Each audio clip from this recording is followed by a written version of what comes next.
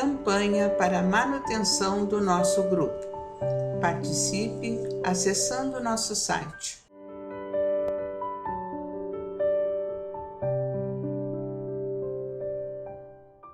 Olá, meus amigos, irmãos, trabalhadores do Grupo Espírita Francisco Xavier.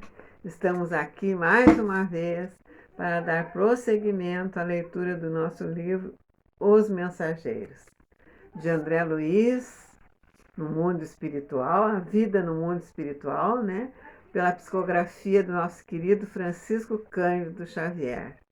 Saúdo esses irmãos que vêm acompanhando, nossos irmãos que vêm acompanhando o nosso trabalho, Continue acessando o nosso canal. Hoje nós vamos ler o 13 e o 14, mas vou lembrar, do 11 e do 12. O 11, Belarmino, o doutrinador. Aquela entidade que veio, reencarnou para ser um presidente de uma casa espírita, mas passou a ser muito exigente, não se satisfez em entender os seus colaboradores e acabou até se desgostando da sua tarefa e se jogou para a política. E uma política sem ética, Acabou falindo na sua missão porque se envolveu com negócios exclusos e aí volta para a espiritualidade vendo quanta coisa errada fez. E o 12 é a palavra de Monteiro. Veio com a missão de colocar a mediunidade a serviço do Cristo, mas chegou aqui, fez a sua formação espírita, foi grande conhecedor da doutrina, mas aplicava nos outros, mas para ele não usou a doutrina, era rebelde, com as pessoas. Ele falava da paciência, mas ia lá na janela, brigava com as crianças que estavam correndo na rua, pedia para as senhoras que estavam emocionadas, chorando, que parasse com aquilo, Então, muitas coisas, Ele acabou se comprometendo com entidades bem imperfeitas, E ao desencarnar foi assediado, Então, é uma missão que a pessoa é preparada e acaba aqui, mudando tudo, meus amados? Se distraindo com outras coisas, não levando adiante aquela promessa, Mas vamos lá. O capítulo 13 tem o nome de Ponderações de Vicente. Não estava farto de lições, mas para o momento havia aprendido bastante. Impressionado com o que me fora dado observar, não insisti com Vicente para prolongar nossa demora no centro de mensageiros. Deixando grandes grupos em conversação ativa, reconstituindo projetos e refazendo esperança, segui o companheiro que me convidava a visitar os imensos jardins. Roserais enormes balsamizavam a atmosfera leve e límpida. Sinto fortemente impressionado, murmurei. Quem diria pudesse caber tantas responsabilidades a essas criaturas? Não conheci pessoalmente nenhum médium ou doutrinador do espiritismo, justificando agora a minha surpresa. Vicente sorriu e ponderou. Você, meu caro, procede das câmaras de retificação, onde os trabalhos são muito reservados e circunscritos. Talvez sua impressão provenha dessa circunstância. Verá, porém, com o tempo, que existe aqui locais de conversação dessa natureza, referentes a todas as oportunidades perdidas. Já visitou alguma dependência do Ministério do Esclarecimento? Não. Localizam-se ali os enormes pavilhões das escolas maternais. São milhares de irmãs que comentam por lá as desventuras da maternidade fracassada, buscando reconstituir energias e caminhos. Ainda ali temos o centro de preparação à paternidade. Grandes massas de irmãos examinam o quadro de tarefas perdidas e recordam com lágrimas o passado de indiferença ao dever. Nesse mesmo ministério temos a especialização médica, nobre profissionais da medicina que perderam santas oportunidades de elevação. Lá discutem seus problemas.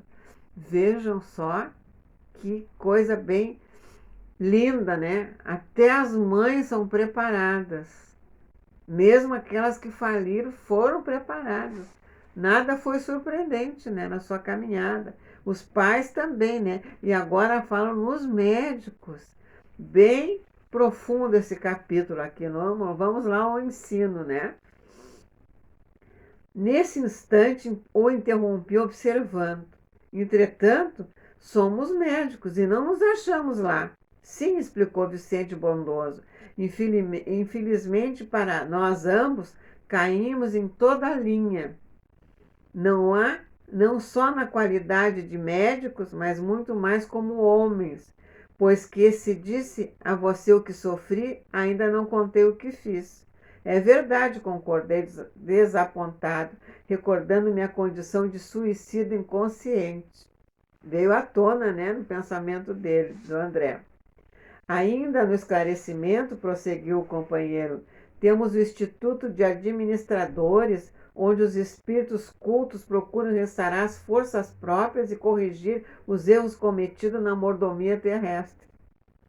Nos campos de trabalho do Ministério da Regeneração, existem milhares de trabalhadores que se renovam para a recapitulação das grandes tarefas da obediência. Somos numerosos, continuou sorridente, os falidos nas missões terrestres. E note-se que todos os que hajam chegado à zona como nosso lar devem ser levados à conta extremamente felizes. Os que conseguem chegar, viu? Temos aqui 2 ministérios celestiais, como o da elevação e o da união divina, cuja influenciação santificante eleva o padrão dos nossos pensamentos sem que o perceba de maneira direta. O estágio aqui, André, representa uma bênção do Senhor, e por muito que trabalhássemos, nunca retribuiríamos a essa colônia, na medida do nosso débito para com ela. Nossa situação é a de abrigados em verdadeiro paraíso, pelo ensejo de serviço edificante que se nos oferece.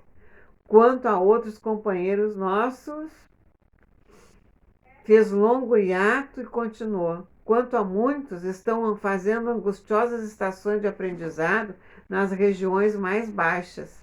São infelizes prisioneiros um dos outros, pela cadeia de remorso e malignas recordações, no que concerne à medicina. Os colegas com bancarrota espiritual são inúmeros. A saúde humana é patrimônio divino e o médico é sacerdote dela. Os que recebem o título profissional em nosso quadro de realizações, sem dele se utilizarem o bem dos semelhantes, pagam caro a indiferença. Os que dele abusam são, por sua vez, situados no campo do crime. Jesus não foi somente um mestre, foi um médico também. Deixou no mundo o padrão da cura para o reino de Deus. Ele proporcionava socorro ao corpo e ministrava fé à alma. Nós, porém, meu caro André, em muitos casos terrestres, nem sempre aliviamos o corpo e quase sempre matamos a fé. Porque muitos médicos se consideram materialistas demais, né? São materialistas demais, né? Eles vão para a ciência e deixam, né, a espiritualidade, né, de lado. As palavras sensatas do amigo caíam-me na alma como raios de luz. Tudo era a verdade, simples e bela. Ainda não pensava de fato em toda a grandeza do serviço divino de Jesus médico. Ele expulsara febres malignas, curara leprosos e cegos de nascença, levantara paralíticos, mas nunca ficava apenas nisso.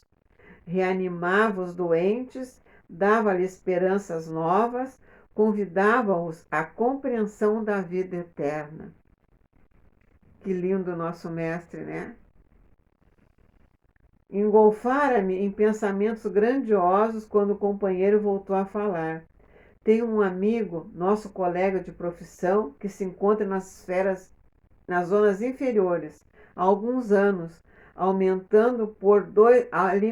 atormentado por dois inimigos cruéis. Acontece que ele muito faliu como homem e médico.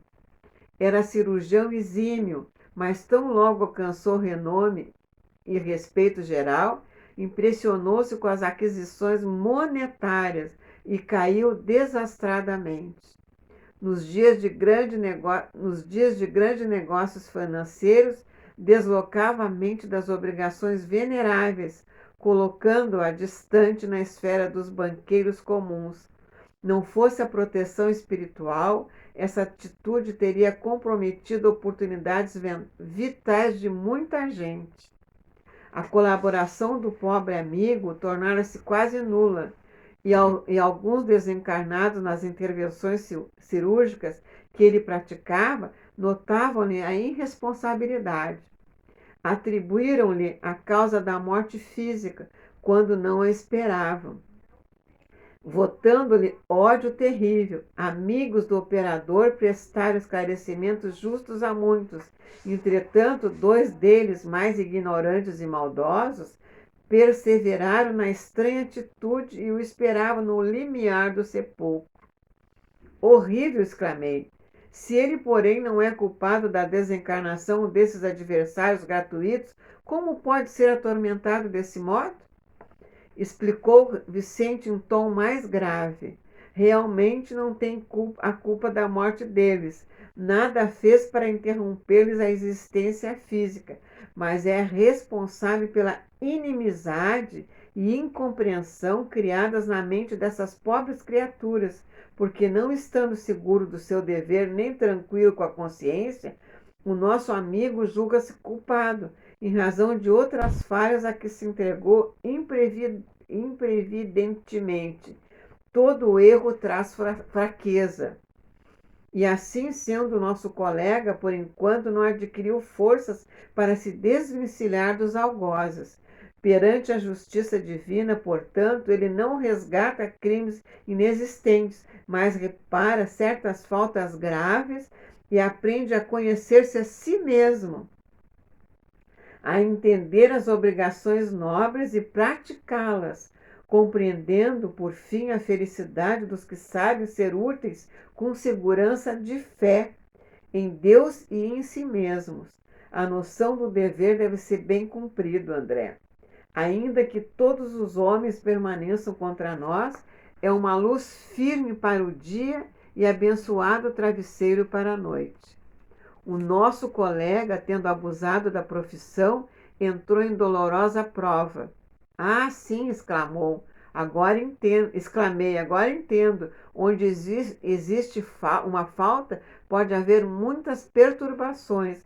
Onde apagamos a luz, podemos cair em qualquer precipício. Vejam só. Justamente, calou-se o amigo, andando muito tempo a meu lado, como se estivesse surpreendido como eu, defrontando as avenidas de rosas. Depois de longas meditações, convidou-me fraternalmente. Regressemos ao nosso núcleo. Creio que devamos ouvir Aniceto ainda hoje, referentemente ao serviço comum. Pois é, meus amados, essa lição nos reporta a Jesus quando diz: brilhe a vossa luz. Não coloque a candeia embaixo do alqueire, né? Não esconda o bem que tu podes fazer para alguém, né? Então, vejam só, as pessoas se tornam orgulhosas, né, de saber tanto e acabam apagando a luz do amor, né? E aí constrói o ódio nos outros. Vejam só que exemplo, né? Muito profundo isso aqui também, né? Vamos agora ao 14, que tem o nome de preparativo, capítulo 14, preparativos. À noite, Aniceto veio ver-nos, começando por dizer: amanhã deveremos partir os três, a serviço nas esferas da crosta. Telésforo recomendou-me certas atividades de importância, mas posso atendê-las em particular, proporcionando a ambos uma estação semanal de experiência e serviço. Fiquei radiante. Muita vez regressar ao ninho doméstico, tomar a cidade em que me desenvolver a tarefa última, e todavia não me detivera no exame das possibilidades extensas do concurso fraternal. De quando em vez era defrontado por situações difíceis, nas quais velhos conterrâneos encaravam problemas de vulto. Entretanto, sentia-me incapaz de auxiliá-los eficientemente na solução desejável.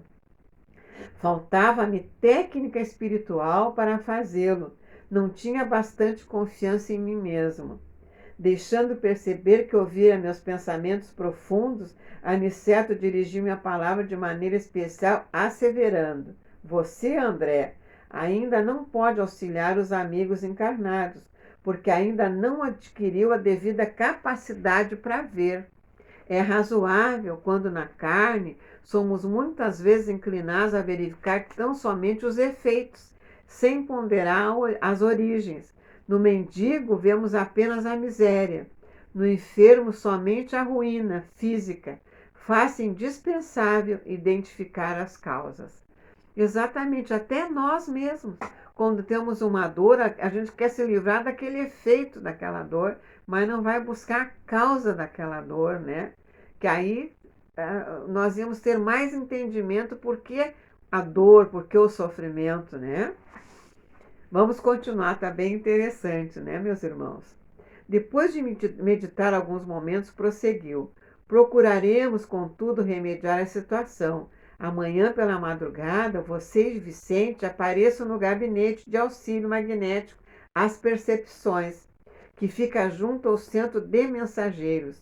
Darei as providências para que vocês alcancem o necessário melhoramento da visão. Olha só, 2 médicos, né? Que ainda precisam melhorar muita coisa na espiritualidade. Peço-lhes, todavia, receberem semelhante auxílio em prece. Rogue a Deus lhes permita a dilatação do poder visual. Compenetre-se da grandeza desse dom sublime e, sobretudo, envie à majestade eterna um pensamento de consagração ao seu amor e aos serviços divinos. Não desejo induzi-los a atitudes de fanatismo sem consciência. Não podemos abusar da oração aqui, segundo antigas viciações do sentimento terrestre.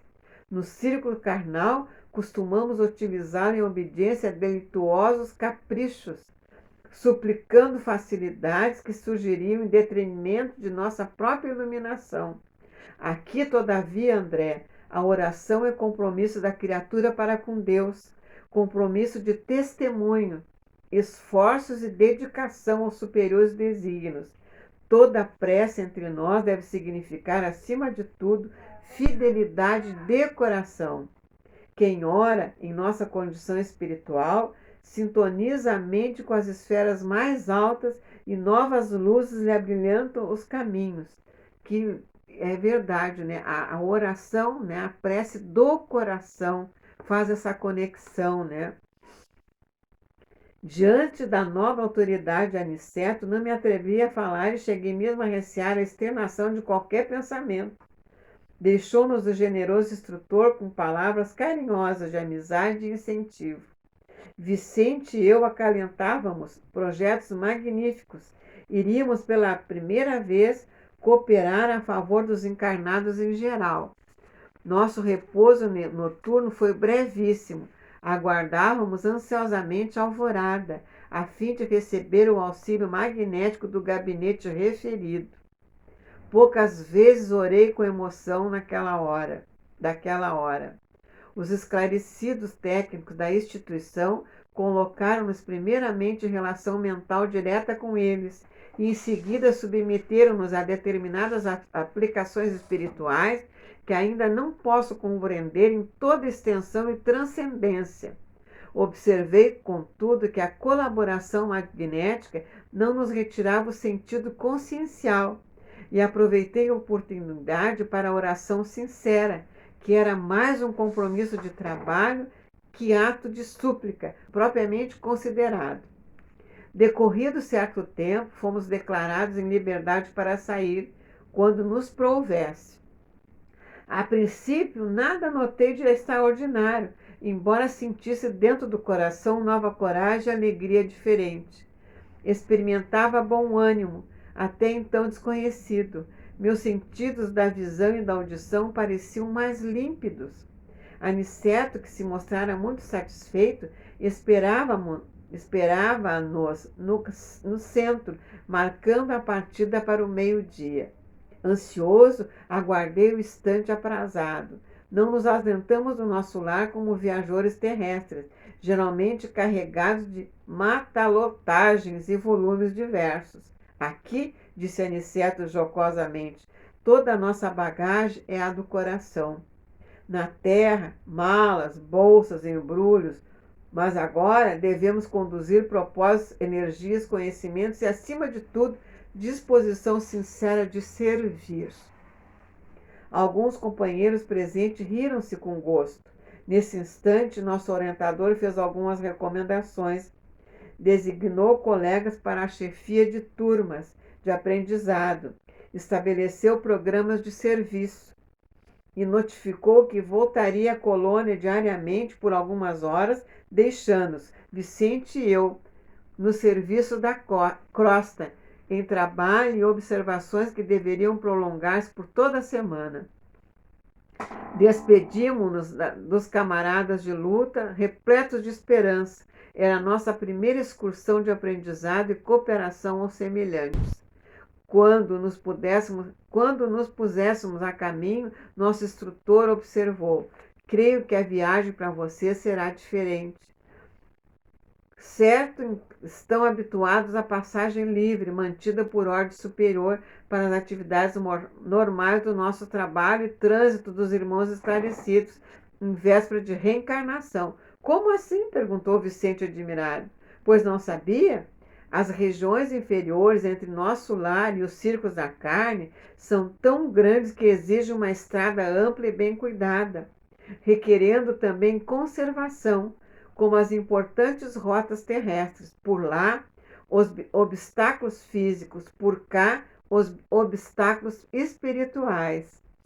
As vias de comunicação normais destinam-se a intercâmbio indispensável. Os que se encontram nas tarefas de nossa rotina sagrada precisam livre trânsito, e os que se dirigem da esfera superior à reencarnação devem seguir com a harmonia possível, sem contato direto com as expressões dos círculos mais baixos. A absorção dos elementos inferiores determinaria sérios desequilíbrios no renascimento deles. Há que evitar semelhantes distúrbios. Nós, porém, seguimos numa expedição de aprendizado e experiência. Não devemos, por isso, preferir os caminhos mais fáceis. Identificando-nos perplexidade, Aniceto concluiu: imaginemos um rio de imensas proporções, separando duas regiões diferentes. Existe o val, que oferece transporte rápido, e há passagens diversas através de fundos precipícios. Pela expressão do bondoso instrutor, concluí que ele poderia voltar à colônia quando quisesse, que não encontraria os obstáculos de qualquer ordem, em parte alguma, em razão do poder espiritual de que se achava revestido, mas fazia-se peregrino como nós, por devotamento à missão de ensinar. Vicente e eu dispunhamos de expressão vibratória adequada aos grandes feitos. Éramos vulgares, como era a maioria dos habitantes de nossa cidade espiritual. Possuíamos apenas alguns princípios de volitação, contudo, permanecíamos muito distante do verdadeiro poder. Nunca vira, pois, a energia e a humildade em tão belo consórcio. Aniceto dirigia-nos firmemente, como orientador de pulso, vigoroso e sábio, mas não vacilava em se fazer igual a nós, a fim de servir como devotado companheiro. Meditando sobre a lição sublime, em pleno impulso volitante, contemplei as torres de nosso lar que iam ficando à distância. Emocionante esse capítulo, irmãos. Que coisa bem linda, né? A gente se emociona mesmo da grandeza que é a espiritualidade maior, desses instrutores, né, que estão dispostos a servir o Mestre com verdadeira entrega, né? Que a gente tenha noção dessa força espiritual que a gente conquista em se modificar, em olhar para si mesmo, em fazer aquela, né, transformação interior. É isso aí que precisamos cada vez mais nos transformar. Encerramos aqui esses 2 capítulos de muita lição. Até a próxima, né? Que Deus continue nos amparando, nos fortificando, para que a gente cumpra aquilo que prometeu na espiritualidade para essa reencarnação de fato. Que Deus nos abençoe hoje e sempre. Que assim seja. Campanha para a manutenção do nosso grupo. Participe acessando nosso site